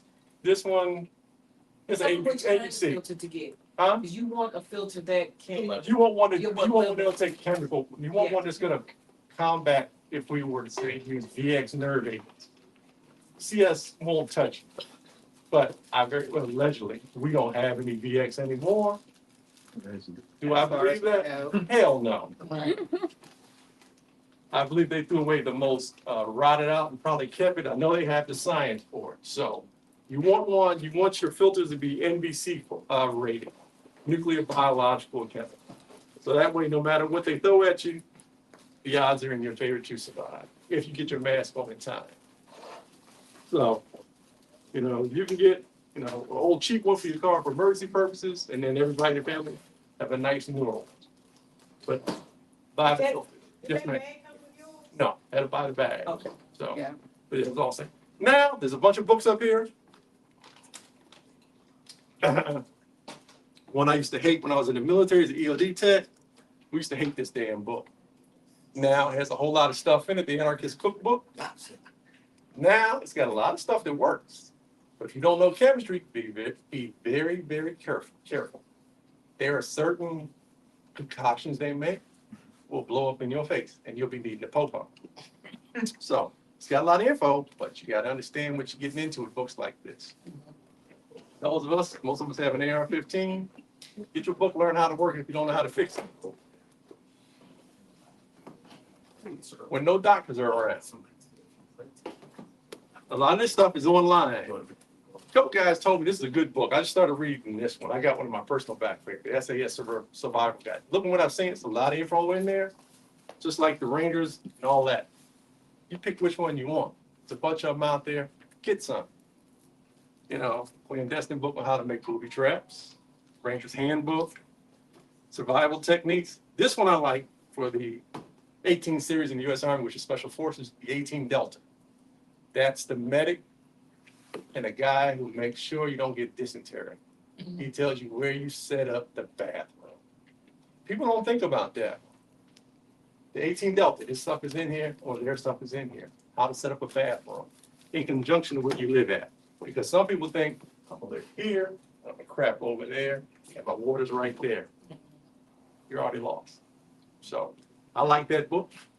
I'm not telling you to buy it because I don't get a kickback, but you may want it in your own inventory. Home remedies, old school stuff. I'm sorry. I know you're on books, but do you have a life straw? I'm gonna get to that. That's in my personal bag. I'm sorry. I'm gonna get to that one. I got you know, come on, bro. You know I got you covered. Yes, sir. Yes, sir. All kinds of books out there, and a lot of these are online. You buy a book, they give you the digital download. We'll get to that part in a few minutes. You know, which one's this? Thank you, Joyce. When there's no doctor around for women. Yes, I have daughters, and I didn't think of it until Joyce hit me. I was like, yeah, send me that click. You know, basic healthcare, dentistry, all of it. Then, for those of us that don't know anything about reading a map, how to use one of these little puppies called a, you know, compass. Army Navy store was just $10. First aid book. The Army hasn't changed these manuals since they wrote them the first time in 1970. All they did was update them with a few small things and put a 2020 date on them. They're still the same. So it doesn't make any difference which one you buy. This is about survival in the field, first aid for soldiers. Now you know, not picking on Marines or soldiers, but rogue. If they can do it, guess what? We can do it, right? I'm just being honest. Bro, am I right? You know, They dumb everything down for doesn't make any difference which branch you're in. They bring it down to the lowest level to make sure that you, your battle buddy, and everybody else can take care of everybody on the battlefield. So if they do it, know damn well we can do it. Now, for those of you that like me, if you want to learn how to hit a target 1,000 yards plus, you might want to read this one. Prepper food. I'm not telling you to buy that one because that means you got to buy an expensive gun to go along with it. That's a different story. How to stay alive in the woods. Anybody see an ongoing theme in my books? All right. Now, the new age, you might want to buy yourself a drone. Now, I'm not telling you, what is it? It's the DJI, the new one they get ready to put out of business. You might want to buy one of those. But the question is, what's that going to do to the software updates? So, get you a drone. Because if you out on your 20 acres of dirt, you just want to send your drone over to the far corner. You won't have to trek over to see if anybody's over there. If you know they're there, you bring your drone back and marshal your forces and go take care of business. Yes, sir. If you get the DJI Neo, you don't have to register with the government. If you have if you go over a certain, if I got a certain weight, then you have to register, and everybody in their mama know you have one. Get the Neo. It's brand new. It's like $250, and you don't have to register with the government. Is any drone under 59 grams does have to be registered. 9 grams. Okay. See, I didn't know that one. Thank you, John.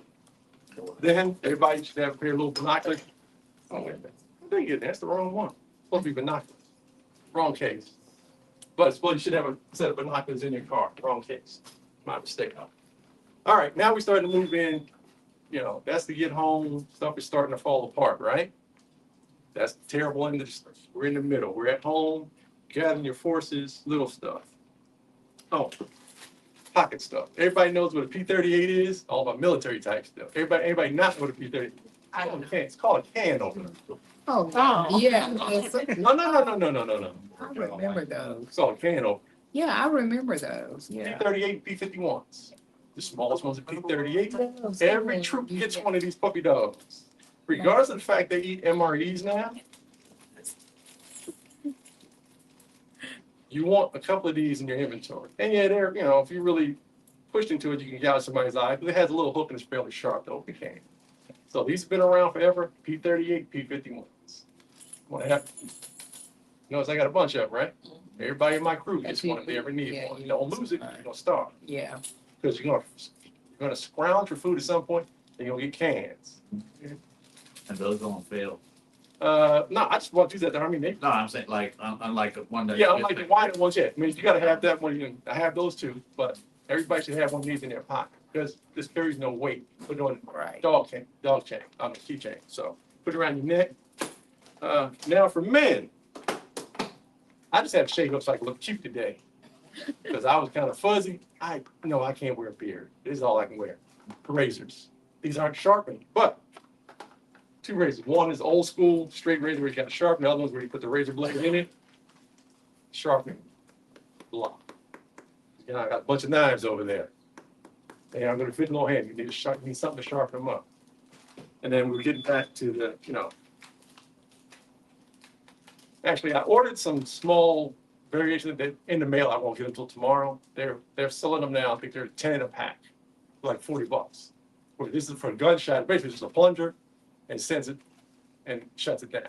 I wanted small granular packs like this so that I can mix and match. Because this allegedly says it's a little warm when you use it, so you might burn some of the skin, the outlying skin around the wound. But when you use this one, there's no heat involved. So that's why I ordered those. I'm gonna add them into everybody when I get them. So, this should also be in your get home pack, a solar battery. They come in all kinds of configurations. Nice part is, this is my showpiece one. It's solar. You can hang it on your backpack, there's a clip that goes with it. Solar panels out while you're walking, it's charging. Everybody's phone's gonna go dead because if you can't get home because they've locked down I-20, I-30, that's a long walk. Remember I said those soft shoes, right? And most of us are gonna be playing on the phone, trying to talk. The cell phones are gonna be down, because that'd be the first thing I'd knock out if I was gonna do something like that to the country. I'd make sure you couldn't talk. But certain parts of your phone will work, and this will keep you charged up. And it also has a flashlight on it. So they come in all kinds of configurations. This one, I got another one. You figure out which one you want. It's your pack, not mine. I have an emergency blanket. well, I mean, emergency tent that you can put up, 1 or 2 person tent, you can carry. This has no weight. All right, let me see where we're at. All right, we're getting to the bad stuff. It's breaking down. So, old school entrenching tool. Oh, yeah. Also a weapon. All it is a shovel. One side is serrated, one side is straight.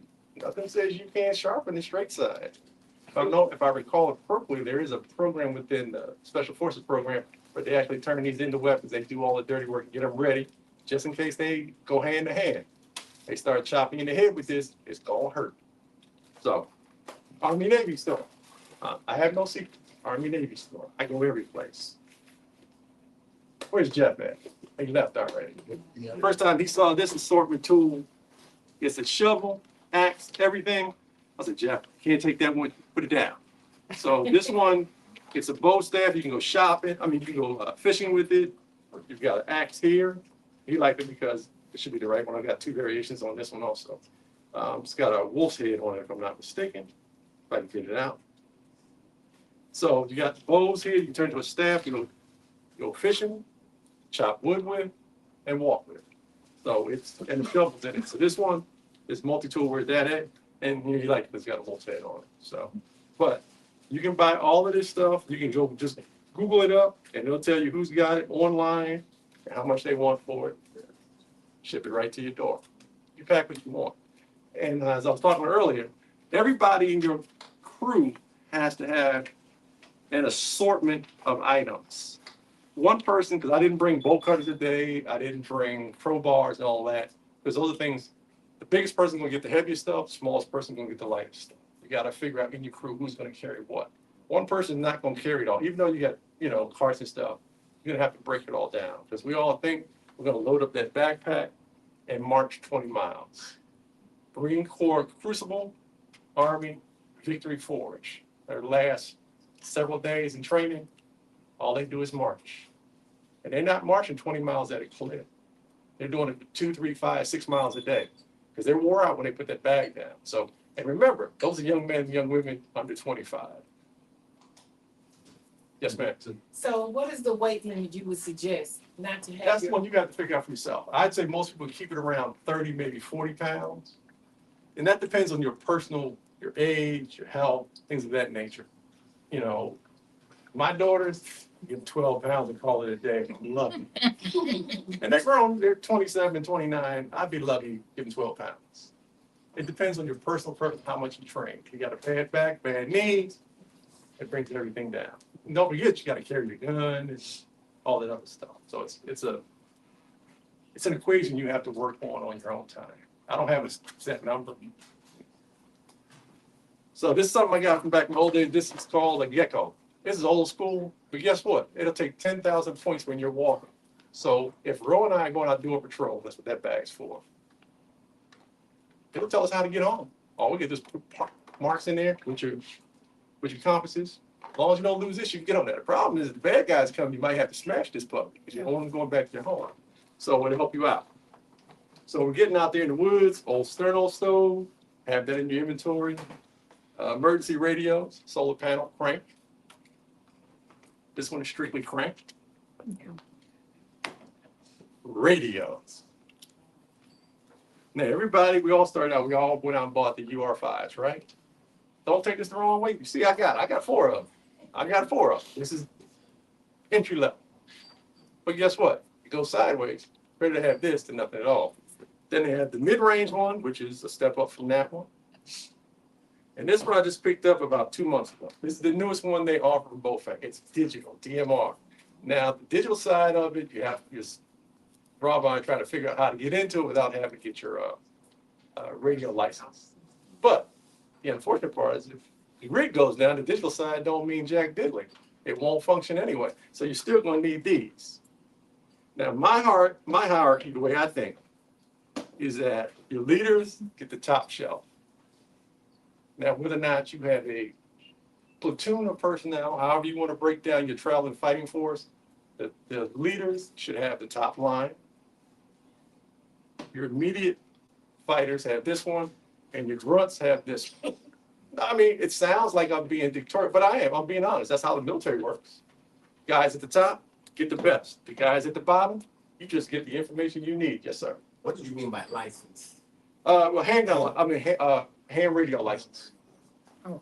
Basically, that's where you can talk here, talk to Japan. There's a digital side that you have to have a license to function. You can't even get on the net because they're looking for, you have to have the code to get in. If you ain't got it, you'll hear, they don't even talk to you. Now, on Thursdays, you turn this on and you'll hear, they talk at 4:30 to 7:30. Guys are driving all around talking to each other. So that's not the digital side, though. This one's pretty nice. So I'm not telling you how to break it down. If you got 12 people in your crew, that's 12 radios. How you gonna break it down? Figure out who's leading the crew, give them the best stuff. Guys in the middle gonna be direct supervisors to tell people what to do, and the guys at the bottom, you just need to know which way to turn, left or right. Yes, sir. What is the range on most of those? Well, most of it is line of sight. Well, far you can see them. Okay. Now I got a set of hunting headphones that I bought from Bass Pro Cabela's. They've got a mic on it. Theoretically, it's supposed to be 3 miles. I haven't tried it yet. I might try it during hunting season at my buddy's ranch. We'll see what happens. All they are electronic headphones, and they got a screw-in piece. They're about $100 you finish it. They're 23 channels. Theoretically, they said they got a 3-mile range. I might check it out. Yes, sir. What's the advantage to ham over GMRS or anything? Well, if you got your hand radio, you can do whatever you want. You can talk to somebody in China. I don't have any of those licenses. I'm gonna wait for it to fall apart and just start talking. That's my personal opinion. Yeah. Jeff, with that question. I'm just gonna be honest. I mean, I'm not the one to do that, but somebody break that one down. That's my philosophy. I've got enough hobbies, and I'm too old to try and add a new one of that caliber into my system. I just know if it goes sideways, that's gonna work. And I'm gonna talk to everybody I can talk to, whether they're my crew or you hook in with other people. Just everybody, my personal opinion, everybody should have a radio. You just gotta figure out who gets to talk, who and when and where. Sound fair? Yeah. All right. Now, we're getting ready to get out. Oh, no, forget. For the first generation, they have an extended radio antenna, which, if you understand radios, make it simple. Longer antenna, better wavelength. Just keep it simple. Don't talk to mathematics. But shorty, that's a long. And the higher up you are, better transmission. Simple, just like being in an airplane. Higher up, takes less while to talk to the ground. That's all. So, now we're getting out towards the woods. Well, Betty, before we get to the woods, you got to be able to fight people off. Working man's axe and battle axe. Because they don't make no noise, do they? Now, if you pick these up, most of them are sharp. I'm telling you now. I've nicked myself once or twice with some of this stuff, so be careful. You need to fight, you fight.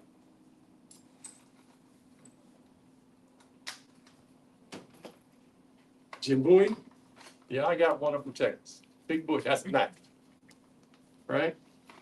I was telling Kirby, my latest acquisition a couple of weeks ago was a replica Fairbanks Stikes World War II Commando fighting knife. I like it. I'm probably gonna buy a couple more. It's double-sided, updated with a little pommel in the back brake stuff. Lightweight, and I would think it would work very well. What was the roll? Between the second and third twist, right? Yep. Ribcage. Yes. Second and third, or through the ear, through the jugular, slit the throat. It's lightweight, a lot easier than handling this buoy. Just as efficient as far as I can tell. So, you pick the knives you want. The nice part I like about knives, they never run out. They get dull. I'm back over here to your sharpness though. Everybody thinks they're gonna have bullets forever. Who in here reloads? Who reloads? Kirk, you quit reloading? All right, so it means me and you, the only ones that reload, right? Yep. That'll all run out at some point in time. Knives don't run out. I'm sorry. I'm sorry. Oh, I don't know what that meant. Oh, I'm sorry. I didn't answer your question yet. Reload, we talk about firearms, Okay. bullets. That's another hobby that's kind of expensive. Everybody thinks they're going to have enough bullets. You can't carry enough bullets. Eventually, your supply will run out. If it goes sideways, the supply and demand will run out. So you're going to come back down to knives and sticks at some point. But it's one of those things. Now, we're going to go out to the woods, right?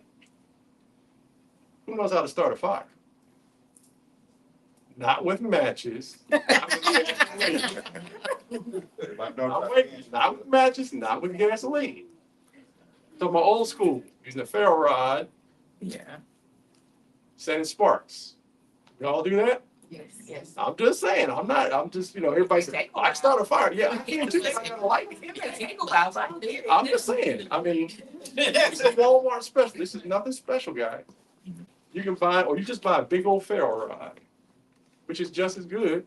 All you need is a means to get some magnesium off of it, send some sparks into it, build a small beginning fire, and to start your fire. Everybody thinks, I'm gonna run to the woods. How many of us camp and hunt here? Camp and hunt. Think about it. You're doing that in a controlled environment now, aren't you? Just keep that in the back of your mind. That's all I'm saying. You need some lighting sources. Yeah. Um, What is the name of that type of light? this one, I think I picked this one up at. What is I it? picked this one up at Harbor Freight. Like $7. I mean, what is the name? What do you call that? What type of light is that? It's an LED light. It's an LED light, yeah. Camping light? Camping light or something? Yeah, camping light. Everybody's probably got them. They're battery operated. Like 4 in a pack for Yeah. Yeah, so I just bought it because I was like, this is easy to work with. It's just, Yeah. and it works. Yeah. And also I got some, I don't know if I brought it with, there's a solar powered plastic one that you blow up for camping. Powered all day, plastic, has no weight. When you want to shrink it, let the air out, put it back in your pack and walk off. All right, we got to start eating. All the military types know what these things are, what they do to you, MREs, shelf life of like 50 years. Yeah. Okay. Hikers, Bass Pro. Adventurers, Hikers, Bass Pro. Or we can go, I mean, I bought a pack for them before. I got a 3-month supply. It's 2 containers. Yeah. This is 72-hour feed out of 4 people. I've got 2 containers they sold me before all this stuff crapped up and I bought it when it was still cheap. I don't know what it's going for today, but it's all in there. The food probably sucks, Yeah. but you'll live. That's the difference. So, water supply, that's something else we gotta talk about down there. You gotta distill your water. You can use iodine and fire. So please don't drink not the water. Back in the day, I was working, I had a friend whose wife worked for the EPA. We're talking, when I first got to Dallas, it's like 20 years ago. Don't drink the water. You don't want it. She said, you really don't want to take any fish out of the tributaries around the DFW area. I was like, that's important. I haven't fished since. So then the cook set, I got a couple of different ones. That's it. You got to have a means to carry water. Whether you want a metal one, some people call metal. I like plastic because they don't make a whole lot of noise. We get the metal ones, they're in the cup. Bro, you remember carrying them? Don't they always tinkle, tinkle, tinkle when you're walking? Plastic doesn't tinkle, tinkle. So, means to cover your head. I'm bald headed, so your son, I got to throw something up there. There's a new ghillie suit I haven't christened yet, but I'm gonna get it dirty over the wintertime. Basically, ghillie suit, you want to hide, shoot long range, you don't want to be seen. It's supposed to be funky, dirty, and nasty, so it works. So this is brand new. I wouldn't wear this anywhere. Ghillie suit looks like grass, right? Well, it can look like whatever. I need to buy a tan one. This is kind of semi-green. I'm gonna buy a couple of more. I want the tan one. It's the most versatile one that you can make changes to and put it in the city. I'm thinking about one I might need to build for the city. I had this idea. Get a tan one, get some old cardboard, some tarp, get trash. So you're laying in the heat. Well, nobody see you in the junk. Who looks at the junk pile? If I'm defending my associates, we quarantine off an area, and it's my turn to be on the gun. I go here out the street. Don't nobody look at trash. Get your ghillie suit. It looks like you got trash. Hide in the trash. So, figure out how many ghillie suits you need. What did I miss? Oh, on the front end. Coming up, my old work battle belt, thigh holster, another IFAC, correct? Another recurrent theme, huh? Back in the day, aspartame, you can all have those. Almost got everybody can have an aspartame now. Everybody knows what those are, right? Yeah. Sure. Yes. Yes, ma'am. You can have, hey, only have a lead set. Check 2019 laws that they wrote. They didn't write them for us, but they made it out there for everybody. Everything is bad. What's the name of that again? ASP baton. That's the universal name for it. My old battle belt, so he could put this damn thing on, because usually I was working and somebody was going to jail. But it's useful. So, we're getting down to you being out in the woods by yourself and you're fighting. Remember I said about plates? Yes. Front and back plate. I wouldn't want to wear this for more than a couple hours at a time, but they suck. They're no fun. Biting to your shoulders, restrictive, all that. Now, here's a secret that most people won't tell you. When you get yours, set it up. This is mine. Make it so when you put it on, you only have to open up one side. You slip in, buckle in. You always see on TV, they do all that stupid stuff, throw it over their head. You ain't got time for that. You slide into it and you run. This one, again, dagger knife. Please don't cut yourself if you decide to play with it. Since I'm O positive, got a small knife. I haven't decided where I'm going to put that at yet. And if you notice, it'll carry two 30 caliber magazines.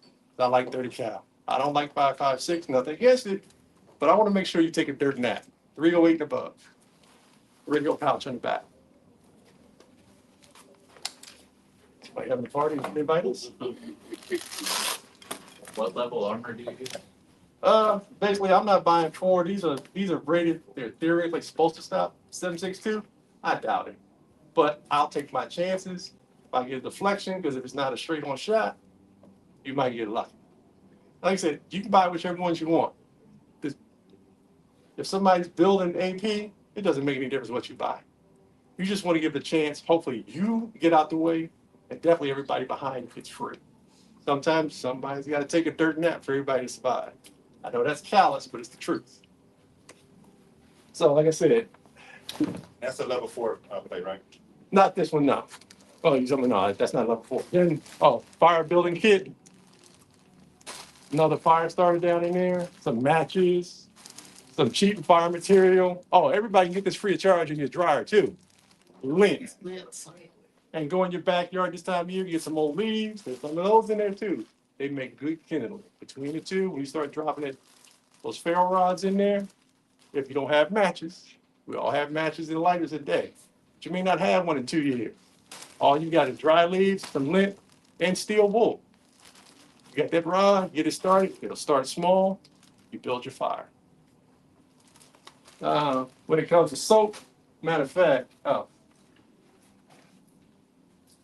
small carbon kit, you're killing animal. Whether it's a deer, pig. Who's done that before other than me? Nobody? You will if you get hungry. And I'm gonna tell you, remember this. Remember this. When you break down a big animal, be very careful of the urine sac, usually near the tail end of the animal. You'll see it. It'll be right near the anus. Be very careful of that. Do not nick that. Because if you do, just leave the carcass for the wolves. So this is an easy pack. You can switch out blades on it. You can buy an expensive one. You can buy a little cheap one. It depends on, get used to it, ladies, gentlemen. If we end up on the right side of my table, there is no shrink wrap food. Your food will be running around at 9 o'clock in the morning. You'll be cooking it at 5 o'clock at night. So the nice, pleasant taste you're used to will disappear. You will taste acorn, grass, and all that other stuff. So you have to have a tent. This is my spring and fall tent. This is big enough. They stay for 4. I've been in it. It's over big enough for us. In my personal opinion, yeah, because I don't want to share. Maybe 2. There's a tent that I do want. It's all seasons, but my children keep taking my money, so I can't really buy it yet, but I'm going to get it. It's 5 meters across. It has and the reason, I got something new in the mail yesterday that I ordered up. Has anybody looked at means to heat your tent other than wood burning stoves? I've got one of those. Anybody ever thought of other ways to heat your tent? No. All right, I'm gonna show you something new that I have yet to test ride, but I did purchase. They're diesel fuel heaters. I guess guys in Alaska have been using them for a while, and now they've become mainstream. There's a 1 gallon tank. I've seen some upgrades last night I was looking. You take the plastic 1 gallon tank out. And if you ever watch those guys, you probably see these guys on the Jeeps, they have those little red and yellow look like containers on the side. You can hook one of those up to it. Run as long as you want. You won't, they say that the little containers that they come with these, they have a tendency to start leaking at some point. But if you take an external source, they sell kits, and you hook them up to that, you don't have to worry about them leaking. So I have yet to look at it. I just brought it with me. So this is a share and share alike moment. How's that?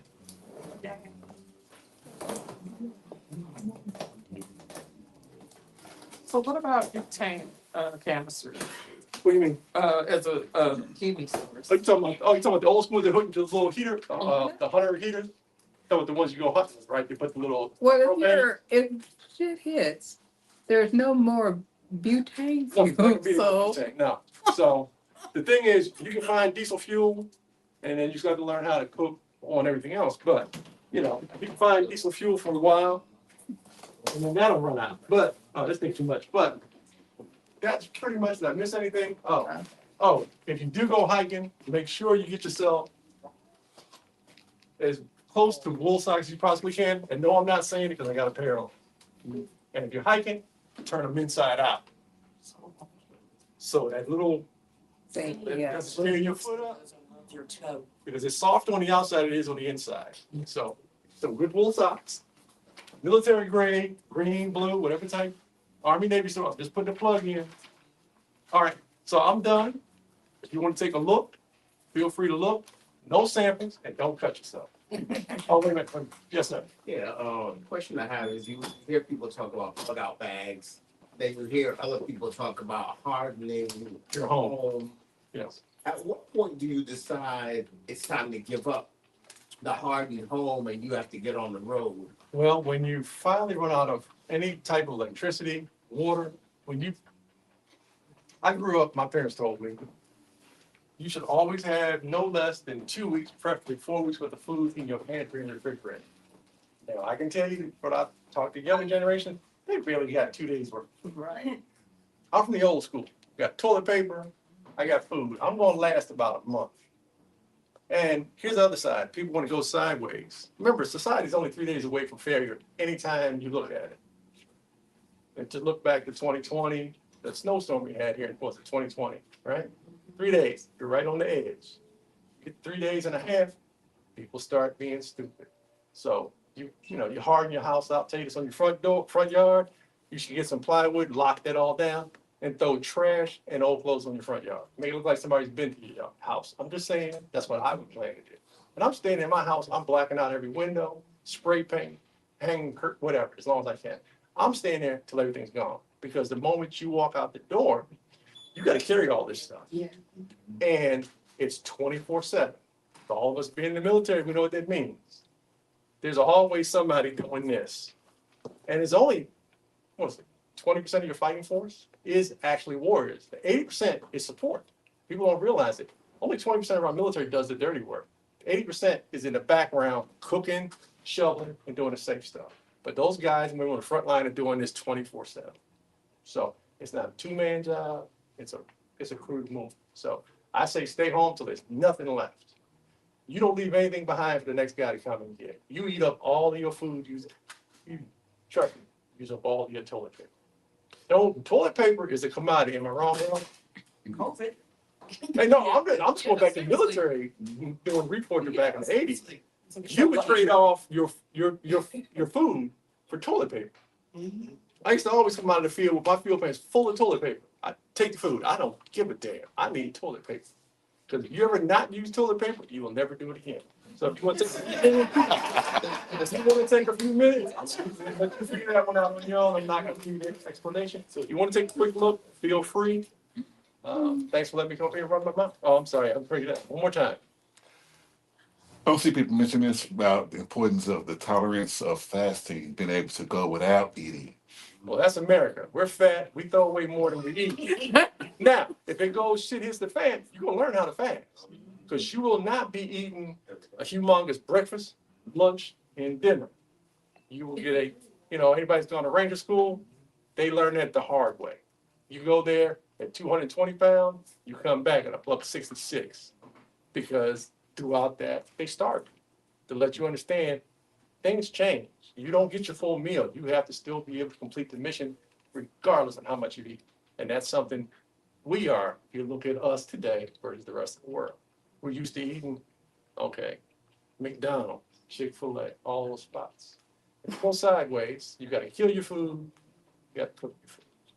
Go way down. But thank you very much. Feel free to take a look. Take a look. Rose said, I gotta hurry up, I'm having a fun up here. Take a look. Ask questions. Not gonna take 3 hours. I know it's a lot of time. I know, it's a lot of time. 3 hours. Thank you very much. Oh, man, you know always, man. Thank you. Yeah, I'm. Well, so you got your way. Yeah, really quick. Yeah, and I got this. Want to go over alternate power sources really quick? If the power goes out, grid goes down, one thing you do not want is crank up a generator. Why? Because it's loud, noisy, people know you have it, and you have to keep it outside, so if you fall asleep, you wake up, you're not gonna have a generator anymore. This is a battery-powered generator. I like EcoFlow because all of the things match together. You can plug anything in the back, power tools, anything in the back, and power sources. Refrigerator, regular size refrigerator, this will run it for about 8 to 10 hours. You can recharge it several ways. I have a solar panel back here. I'm trying to go fast. Solar panel. If your power is out, most grocery stores have outlets in front. It'll take about an hour and a half to 2 hours to charge it up. Okay, if power go down, let's say in my house, everybody's different. I'll lock myself in my bedroom. This will charge my TV, my refrigerator. If you want internet, we can stay cooped up for just that one battery for probably all day. Have my solar panel out the window, it's recharging while it's discharging, and at night, we don't have to worry about anything. No noise, no anything, everything will be inside, you don't have to worry about the gas and fumes. Sorry.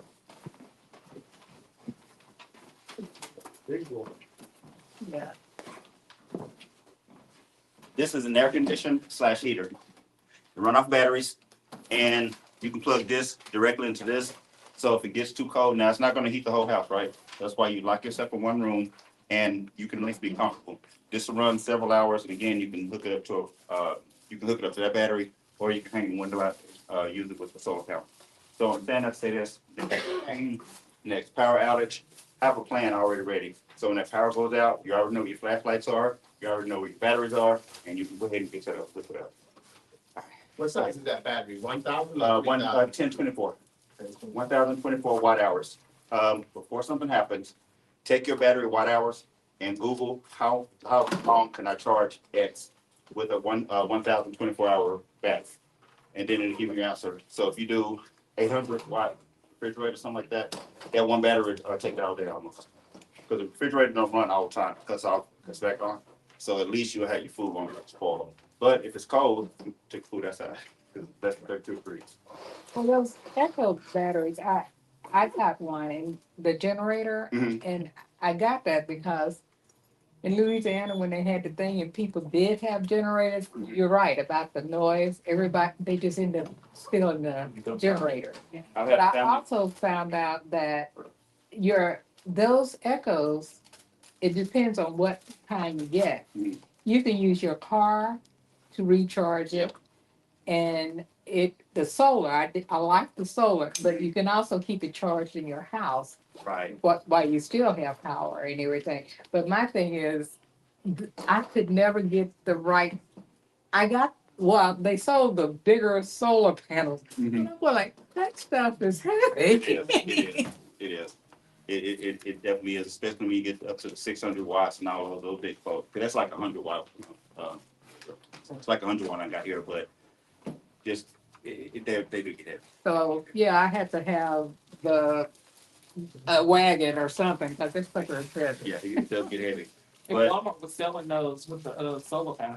They were like $500, some $525, something like that. I think that's what I got. I got that with the solar panel. I think that one right now, you can get it, because they have that's the version 2, they have a version 3, which is not that much different. That one costs like $3.99 right now. Yeah. So it's not that bad. And again, no gas is going off, you don't have to worry about waking up dead or anything like that.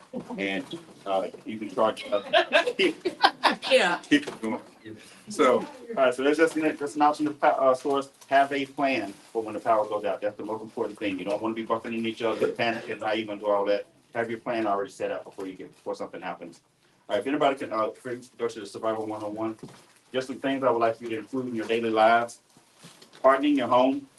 If you have a regular, when you get your door, normally they have those little 1-inch screws that's in the door frame. A little kid can go in there and kick it down and kick the door open.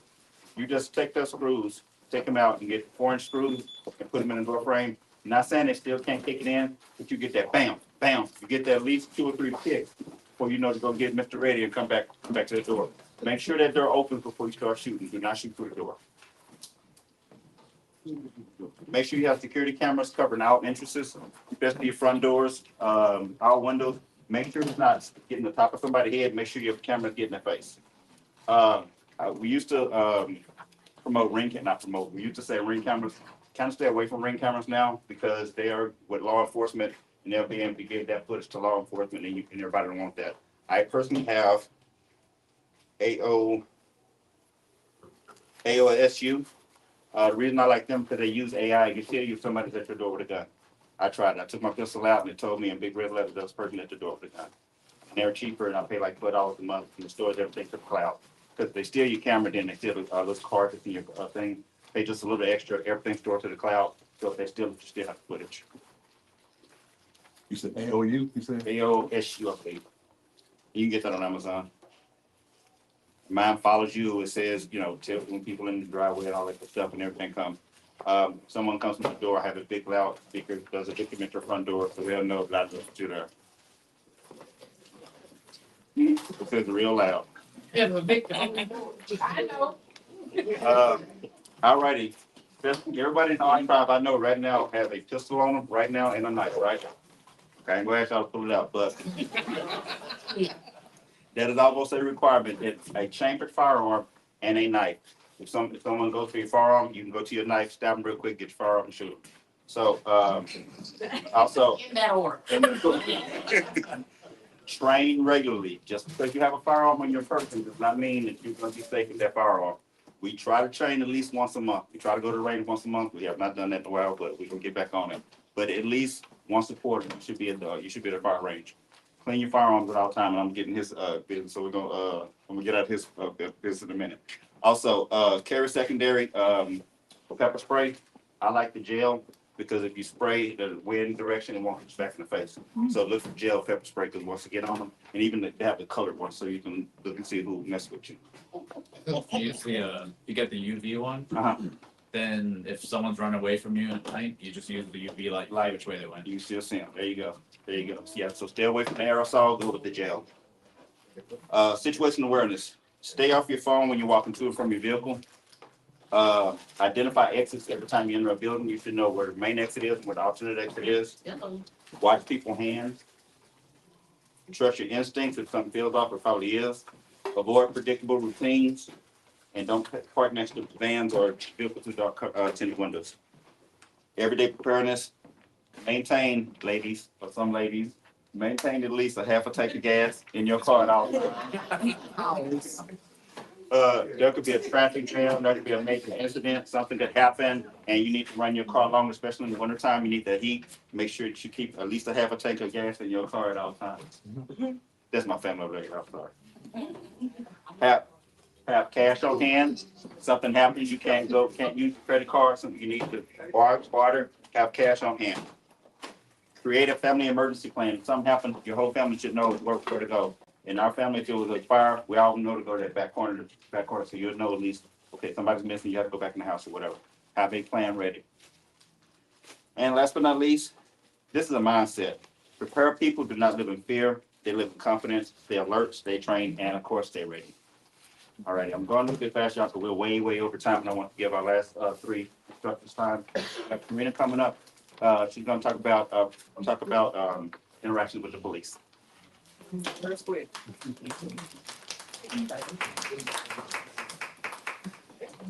Alright. So first, I'm gonna let y'all know that I'm not here to give legal advice. I'm just giving educational information to you. So anything we talk about, if you find yourself in that situation, you should consult with a licensed attorney so that you know your rights and what you should and should not do. This is informational and education. One of the main things, I guess, the last few questions I've had is, do you have to get out the car when the police stop you? You do. You have to get out the car. That is the law. They don't have to have a reason for you to get out the car. If you're stopped on a traffic stop and the officers say get out the car, you have to get out the car. You can be arrested for not getting out the car. They don't have to give you a reason. They can say for their safety or whatever. So that's one of the main things I see people going to jail for or getting roughed up for, because when the police say get out the car, they don't get out the car. You have to get out the car. You don't have an option when you're on a traffic stop. Another thing is when it comes to if you have to show ID, if you're being arrested or detained, you have, only time in Texas you have to show ID is after an arrest. You do not have to show ID just for a simple detention, but you can't lie. The best thing to do if the officer say, if you ask, are you being detained, and they say yes, shut up. At that point, don't say anything else, because that's what happens. People start talking too much. Just, you can say, I don't want to say anything without a lawyer, or just say I don't have nothing to say. You don't have to sit. They're gonna say, well, I'm trying to do an investigation to see if you committed a crime or if there's a reason, whatever. Well, you don't have to assist them in their investigation. So the best thing to do is not say anything. Go and investigate. Are you free to go? They say no, you stay. If they say yes, you walk away. But if you're free to go, you're free to stay. So that's the same thing. But the main thing is, some people want to get into a battle that they're not going to win at that point. You can build a case by doing what you need to do and not talking. One of the things I tell people is, I just said, talking to the police.